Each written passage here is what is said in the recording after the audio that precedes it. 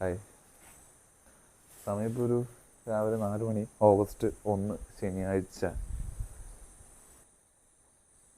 3:59 August 1 ശനിയാഴ്ച.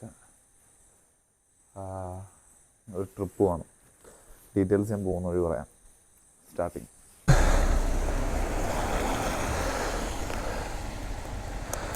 Hello guys, സംഭവബഹുലമായൊരു ദിവസം തന്നെ. രാവിലെ മൂന്നാർക്ക് ഇറങ്ങിയതാണ്.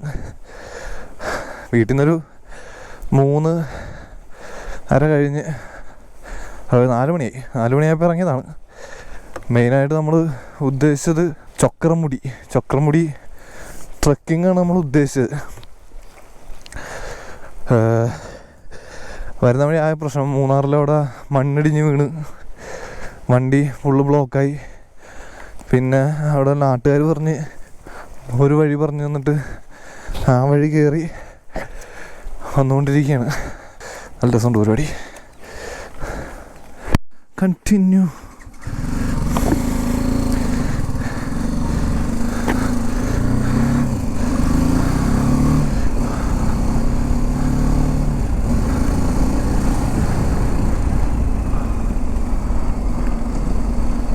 ഒരു പിടിയില്ലാത്ത വഴിയാണ്, അതുകൊണ്ട് പതിയെ പോവാ. നല്ല സീനാട്ടോ. അവിടെ ഇവിടെയൊക്കെ മണ്ണിടിഞ്ഞ് കിടപ്പുണ്ട്. നമ്മൾ മാക്സിമം പതിയെ പോവാ. കാരണം ചിലപ്പോൾ ഒരുപാട് ഞാൻ കണ്ട് കല്ലിടിഞ്ഞ് സൈഡിലേക്ക് വന്ന് വീണ് കിടപ്പുണ്ട്. പക്ഷെ മറ്റേത് ഞാൻ വീഡിയോ കാണിച്ചു തരാം. ഫുള്ള് വഴി ഇടിഞ്ഞ് വീണൊരു ലോറിയിൽ ചെന്ന് ഇടിച്ച് ലോറിയായിട്ട് അവിടെ നിൽപ്പുണ്ട്. ലോറിക്കാരനൊന്നും പറ്റിയിട്ടുണ്ടാകാൻ വഴിയില്ല, പക്ഷെ ലോറിക്ക് നല്ല പണി കിട്ടിയിട്ടുണ്ട്.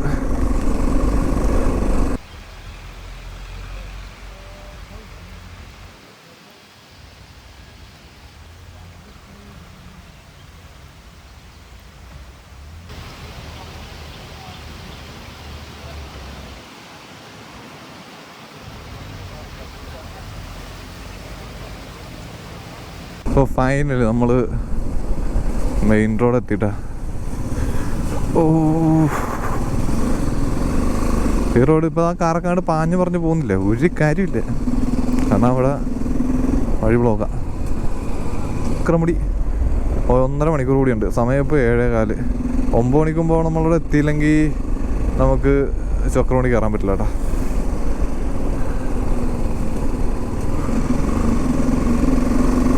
തന്നെയല്ല, ചക്രമുടി ഇപ്പോൾ കയറ്റി വിടുന്നുണ്ടോയെന്നും അറിയില്ല. ഇപ്പോൾ ഈ മഴയുടെ മണ്ണിടിച്ചിൽ പ്രശ്നങ്ങളൊക്കെ ഉള്ളത് കൊണ്ട് അങ്ങോട്ട് കയറ്റി വിടുമോ എന്നുള്ള കാര്യം അറിയില്ല. സോ ലെറ്റ് സി, പോയി നോക്കാം എന്താവസ്ഥ എന്നുള്ളത്. എന്നിട്ട് ആലോചിക്കാം. 3:30 വീട്ടിൽ നിന്ന് 4 മണിക്ക് ഇറങ്ങിയതാണ്.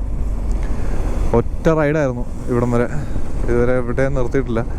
കാര്യം ചക്രമുടി പീക്ക് ഇന്ന് ഓഗസ്റ്റ് 1 ശനിയാഴ്ച. ഞാൻ ചക്രമുടി പീക്കിൽ നമ്മുടെ നീലക്കുറിഞ്ഞ് പൂത്തിട്ടുണ്ട് എന്ന് പറഞ്ഞതുകൊണ്ട് ഇറങ്ങിയതാണ്, ഒന്ന് കാണാം എന്ന് ഓർത്തിട്ട്. പക്ഷേ അത്യാവശ്യം ഡേഞ്ചർ റൂട്ടായിട്ടുണ്ട്. അതുകൊണ്ടാ ആ വെള്ളം ഒഴുകണ കണ്ടാൽ തന്നെ നിങ്ങൾക്ക് മനസ്സിലാവും ഇന്ന് മൂന്നാറ് വരണ്ട, അല്ലെങ്കിൽ കണ്ട വരാതിരിക്കുന്നതായിരുന്നു നല്ലത്.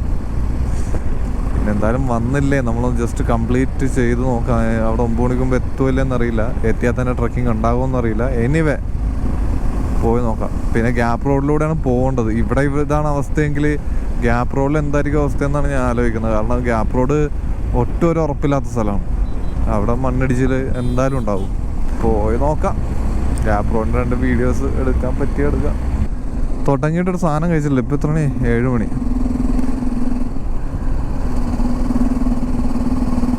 എന്തായാലും ഒന്നും കഴിക്കാതെ, ഇപ്പോൾ ട്രക്കിംഗ് ഉണ്ടെങ്കിൽ സപ്പോസ് ഒന്നും കഴിക്കാതെ കയറിയാൽ പിന്നെ അത് അതിലും വലിയ ബുദ്ധിമുട്ടായിരിക്കും. അപ്പോൾ നമുക്കൊരു ചായയും കുടിച്ചിട്ടുണ്ടെങ്കിൽ ചെറുകടിയും കഴിച്ചിട്ട് നമുക്ക് കയറാം. അതായിരിക്കും നല്ലത്. ഈ വെള്ളമുള്ള ടെറൈനിൽ കൂടി വണ്ടി ഓടിക്കുക ഇത്തിരി പേടിയാണ്. വീണിട്ടുണ്ടേ. സോ മൂന്നാർ നമ്മളെല്ലാവരും ഒരു സമയം കിട്ടുമ്പോൾ ഓടി വരുന്ന ഡെസ്റ്റിനേഷനാണ് മൂന്നാർ. ഞാൻ ഇപ്പോൾ എത്രാമത്തെ തവണയാണ് ഇങ്ങോട്ട് വരുന്നതെന്ന് എനിക്ക് തന്നെ അറിയില്ല. കാരണം ഒന്നാമത് എറണാകുളം ഭാഗത്തുള്ള ആൾക്കാർക്ക് പെട്ടെന്ന് ഒന്ന് ചില്ല് ചെയ്യാൻ പറ്റിയ സ്ഥലം മൂന്നാറാണ്. സോ നമുക്കൊരു വൺ ഡേ ഉണ്ടെങ്കിൽ പോലും വന്ന് ഒന്ന് എക്സ്പ്ലോർ ചെയ്ത് അന്ന് തന്നെ തിരിച്ച് വീട്ടിലെത്താൻ ഒരു ബുദ്ധിമുട്ടില്ല. അത് കാരണം എല്ലാവരും പ്രിഫർ ചെയ്യുന്നൊരു സ്ഥലമാണ് മൂന്നാർ. കണ്ട ഓരോ കല്ല് കിടക്കുന്നത് ഇതുപോലെ എത്ര കല്ലുകളാണ് കിടക്കുന്നത്. നമ്മൾ വണ്ടി ഓടിച്ചോണ്ട് പോകുമ്പോൾ ഈ സാധനം അങ്ങനെ ഉരുണ്ട് വീണുള്ള അവസ്ഥ എന്താണ് ദൈവമേ. പണ്ട് വയനാട് വെച്ചൊരു ചങ്ങായി ബൈക്കിൽ പോകുമ്പോൾ ഇതേപോലെ ഉരുണ്ട് വന്നിട്ട് ആ ചക്കനെ ഇടിച്ച് തെറിപ്പിച്ച് മരിച്ചു എന്നാണ് കേട്ടിട്ടുള്ളത്. അങ്ങനെ ഒരു വീഡിയോ കണ്ടിട്ടുണ്ടാവും, നിങ്ങളും കണ്ടിട്ടുണ്ടാവും. ഇപ്പോൾ നമുക്ക് കാണിക്കുന്ന സമയം 1 മണിക്കൂർ 12 മിനിറ്റ് കൂടിയാണ് ചക്രമുടിയിലേക്ക് കാണിക്കുന്നത്. ഓക്കെ, അതിൽ തന്നെ അതായത് what the freak again 35 kilometre 8:35 നമ്മൾ എത്തുമെന്ന് പറയുന്നത്. 9 മണിക്കാണ് അത് അടക്കുന്നത്.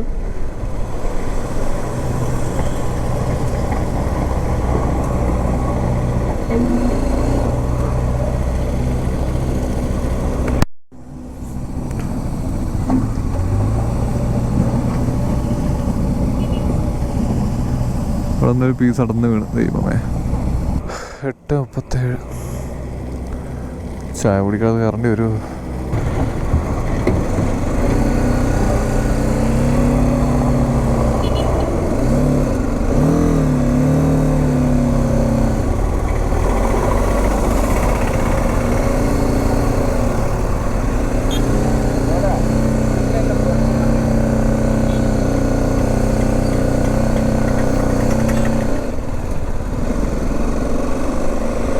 ഓക്കെ. ഫൈനലി ഒന്നുമില്ല. ഇനിയിപ്പോൾ എവിടെയൊക്കെ മണ്ണിടിച്ച് നടപ്പുന്നത് ദൈവത്തിന് അറിയാം. ഇപ്പോൾ മണ്ണിടിഞ്ഞ് JCB ക്ലീൻ ചെയ്യുന്ന സ്പോട്ടുകൾ 2 നമ്മൾ കണ്ടിരിക്കുന്നത്. അതിൽ ഇത് വളരെ ചെറുതായിരുന്നു, പക്ഷെ ആദ്യത്തെ നല്ല ബ്ലോക്കാണ്. Munnar is beautiful. അതേപോലെ തന്നെ അപകടം പിടിച്ചൊരു സ്ഥലം കൂടിയാണ്. കാരണം ഒട്ടും ഉറപ്പില്ലാത്തൊരു ടെറൈനാണ് മൂന്നാർ. ശരിക്കും ഒന്ന് ആലോചിച്ച് നോക്കി, ആ ചെറിയൊരു സ്ലൈസ് ഇങ്ങോട്ട് ഇറങ്ങി വന്നിരിക്കുകയാണ് ആ മണ്ണ്. അത് നമ്മളിപ്പോൾ പോയിക്കൊണ്ടിരിക്കുന്ന സമയത്താണെങ്കിലും വിത്തിൻ സെക്കൻഡ്സ് ആ സാധനം വന്നു കഴിഞ്ഞാൽ നമ്മളെ ഇടിച്ച് വീഴ്ത്തിയിട്ടായിരിക്കും അത് പോകുന്നത്. ചിലപ്പോൾ ചെറുതൊക്കെ ആയതുകൊണ്ട് നമുക്കൊന്നും പറ്റില്ലായിരിക്കും, പക്ഷേ ഡെഫിനറ്റ്ലി നമ്മൾ വീഴും. മരിക്കില്ലായിരിക്കും, പക്ഷെ എന്തെങ്കിലുമൊക്കെ പറ്റും. പക്ഷെ നമുക്ക്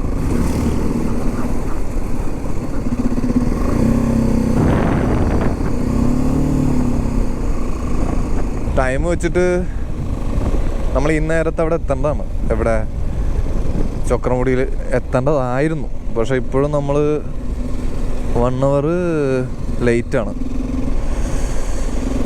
അപ്പോൾ ഇപ്പോൾ സമയം 7:45. അപ്പോൾ നമ്മളൊരു 8:45 ചക്രമുടി എത്തും. ഇനി പോകുന്ന വഴി വേറെ സർപ്രൈസ് ഒന്നും ഇല്ലെങ്കിൽ.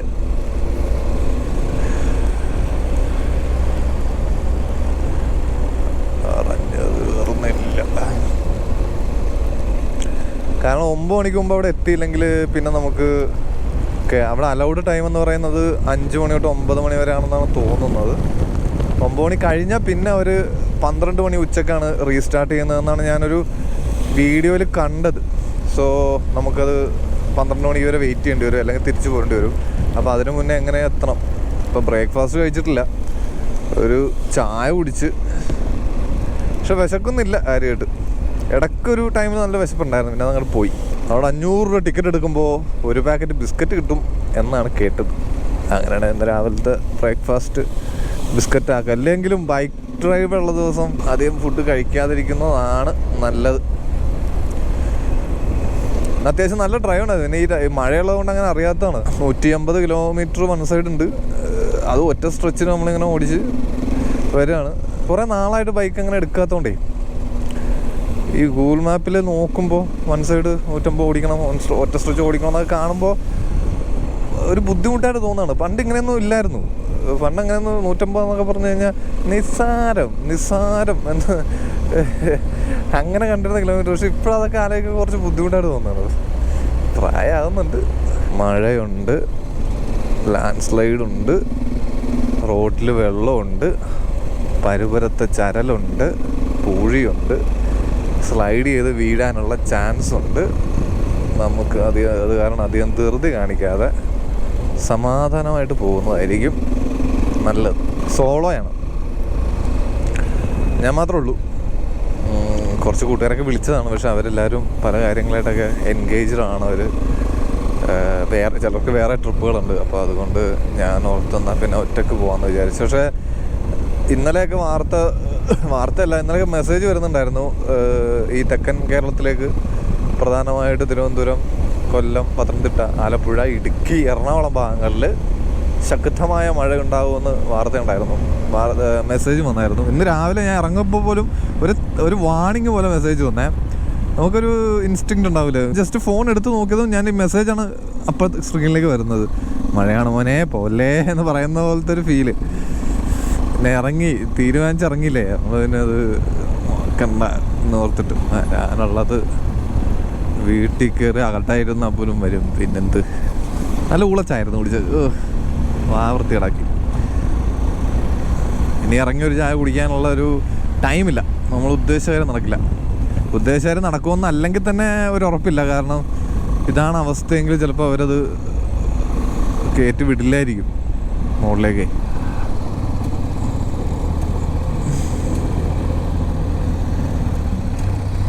കണ്ട അവിടെ ഇവിടെ കടന്ന് വീണുകൊണ്ടിരിക്കുകയാണ്. ഒരു ഉറപ്പില്ലാത്തൊരു മണ്ണാണ്. ഈ 90-ലെ വെള്ളപ്പൊക്കം ഒന്ന് കേട്ടിട്ടില്ലേ? ശരിക്കും അത് അത്യാവശ്യം ഗംഭീര വെള്ളപ്പൊക്കമായിരുന്നു.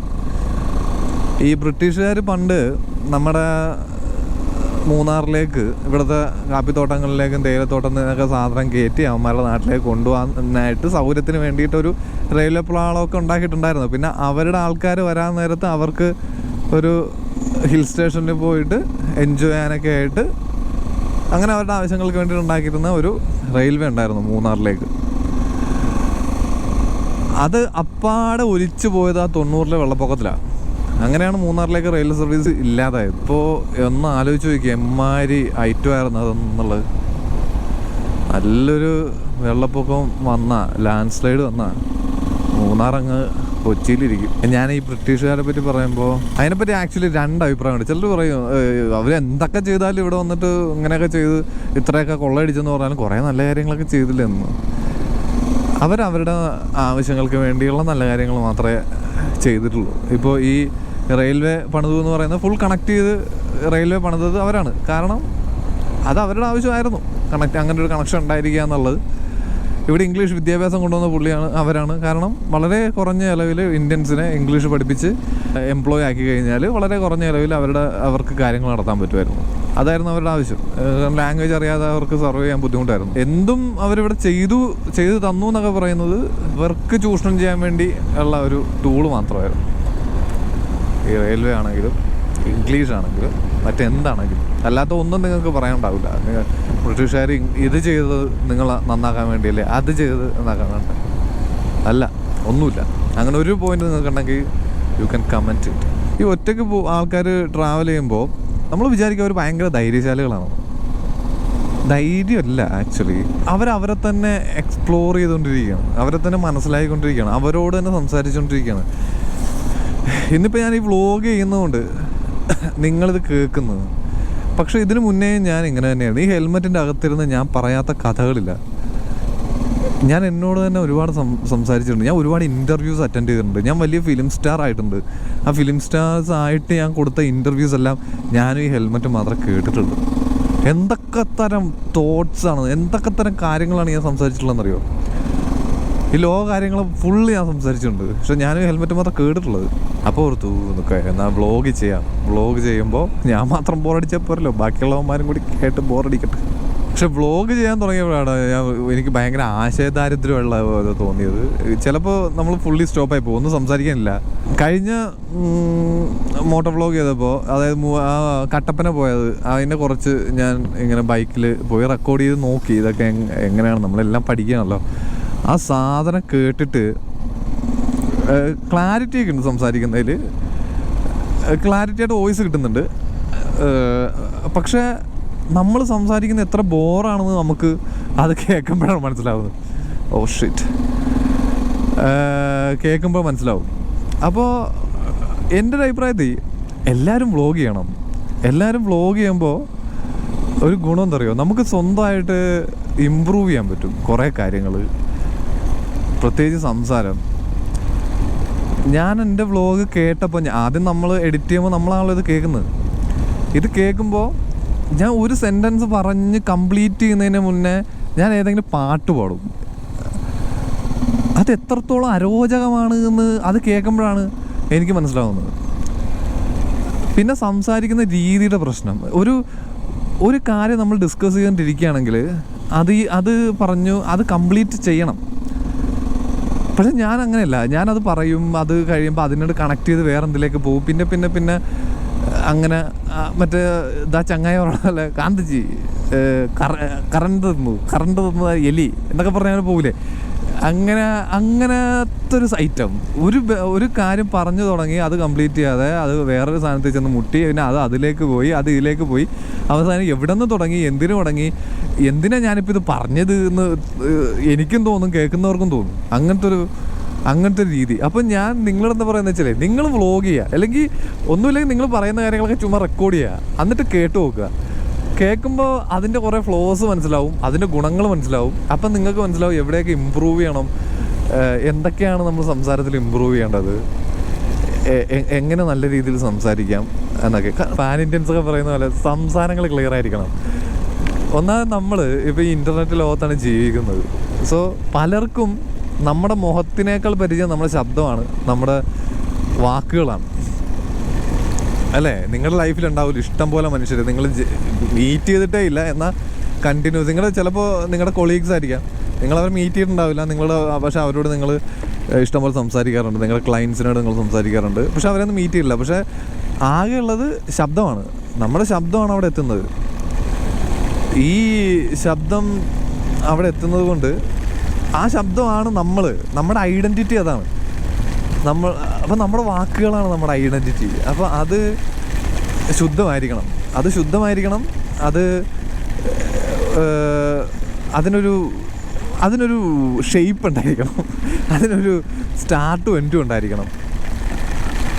നിങ്ങൾ മര്യാദക്ക് സംസാരിക്കാൻ പറ്റിയാൽ തന്നെ, സംസാരിക്കാൻ കഴിഞ്ഞാൽ തന്നെ നിങ്ങൾ വളരെ നിങ്ങൾ നല്ലൊരു ശതമാനം മനുഷ്യരെ പിന്നിലാക്കും. കാരണം പല മനുഷ്യർക്കും ഇവിടെ സംസാരിക്കാൻ അറിയില്ല. അതൊരു ലാംഗ്വേജ് പ്രോബ്ലം അല്ല, ലാംഗ്വേജ് പ്രോബ്ലം ഉണ്ടാവും, അതിനേക്കാൾ ഉപരി സംസാരിക്കാൻ അറിയില്ല എന്നുള്ളതാണ് ഒരു മനുഷ്യനോട്. അതിപ്പോൾ ഏത് ലാംഗ്വേജിലാണെങ്കിൽ പോലും എല്ലാവർക്കും എന്തായാലും 1-2 ലാംഗ്വേജ് കംഫർട്ടായിട്ട് ഉണ്ടാവുമല്ലോ. പക്ഷെ ആ ലാംഗ്വേജിൽ പോലും എങ്ങനെ സംസാരിക്കണം ഒരാളോട് എന്നറിയില്ല എന്നുള്ളത് പലരുടെയും പ്രശ്നമാണ്, ഇൻക്ലൂഡിങ് മീ. അപ്പോൾ സംസാരങ്ങൾ ക്ലിയർ ആക്കി കഴിഞ്ഞാൽ നിങ്ങൾക്ക് ഒരുപാട് അച്ചീവ് ചെയ്യാൻ പറ്റും എന്നെനിക്ക് തോന്നിയിട്ടുണ്ട്. എന്തൊരു മഴയാണിത്. ഞാൻ ഈ ട്രക്കിങ്ങിൻ്റെ കാര്യങ്ങൾ വന്നപ്പോൾ ഒരു മണ്ടത്തരം കാണിച്ചു. ഞാൻ തലയെ വെക്കാനൊന്നും എടുത്തില്ല, ഒരു തൊപ്പി മേടിക്കണം. ഞാൻ ഈ റെയിൻ കോട്ട് ആദ്യമായിട്ടാണ് ഇടുന്നത്. അപ്പോൾ ഞാൻ വിചാരിച്ച് ഇതിന്മേൽ ക്യാപ്പ് ഉണ്ടായിരിക്കുമെന്നാണ് വിചാരിച്ചത്, പക്ഷേ ഇതിന്മേൽ ക്യാപ്പ് ഉണ്ടായിരുന്നില്ല. പിന്നെ ഹെൽമെറ്റ് വെച്ചിട്ട് ട്രക്ക് ചെയ്യാൻ പറ്റില്ലല്ലോ. അപ്പോൾ എന്തായാലും ഒരു മൂന്നാർ ഭാഗത്ത് എവിടെയെങ്കിലും ഇറങ്ങിയൊരു തൊപ്പി മേടിക്കേണ്ടി വരും. പക്ഷേ തൊപ്പി എത്ര എണ്ണം വീട്ടിലിരിക്കുന്നത്, എന്നിട്ട് ഇനിയും മേടിച്ച് അങ്ങോട്ട് ചെല്ലണമല്ലോ. ഒരു വട്ടത്തൊപ്പി മേടിക്കാം. നമുക്ക് 52 മിനിറ്റുകൾ ഉണ്ട് ഇനി അങ്ങോട്ട് എത്താൻ. അറ്റപ്പറ്റി നമ്മൾ എത്തും ഒരു 9 മണിയാകുമ്പോൾ.